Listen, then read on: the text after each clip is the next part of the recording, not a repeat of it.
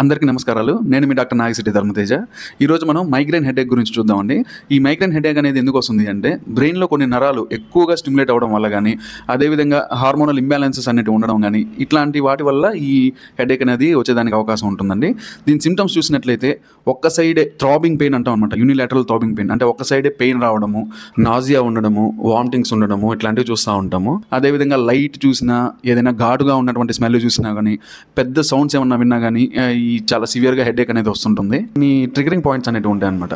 అవి ఏంటి అంటే ఈ స్ట్రెస్ ఎక్కువ ఉండడం కానీ, నిద్ర లేకపోవడము, ఫాస్టింగ్ చేసే వాళ్ళల్లో, అదేవిధంగా మొబైల్ ఫోన్స్ కానీ టీవీలు కానీ ఎక్కువ చూసే వాళ్ళల్లో, ఇంకా బ్రైట్ లైట్స్ కానీ, పెద్ద సౌండ్స్కి, ఘాటుగా ఉన్నటువంటి స్మెల్స్కి ఎక్స్పోజ్ అయ్యే వాళ్ళలో, ఇట్లాంటి వాళ్ళన్నింటిలో ట్రిగర్ అయ్యేదానికి అవకాశం ఉంటుంది అనమాట. ఇవి ట్రిగరింగ్ పాయింట్స్ అనమాట.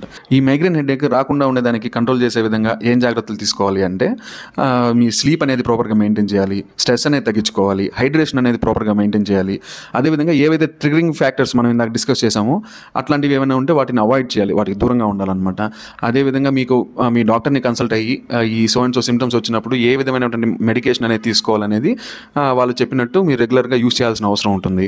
ఒకవేళ ఎప్పుడైనా అక్యూట్ ఎపిసోడ్ ఇమీడియట్గా వచ్చింది అంటే ఇది మీరు ఒక డార్క్ రూమ్లోకి వెళ్ళిపోయి అక్కడ రెస్టింగ్ ఫేజ్లో ఉండాలన్నమాట కొద్దిసేపు. ఈ ఎపిసోడ్ కంట్రోల్ అయిపోయిన తర్వాత మీరు నార్మల్ యాక్టివిటీస్ అనేవి చేసుకోవచ్చు. Thank you.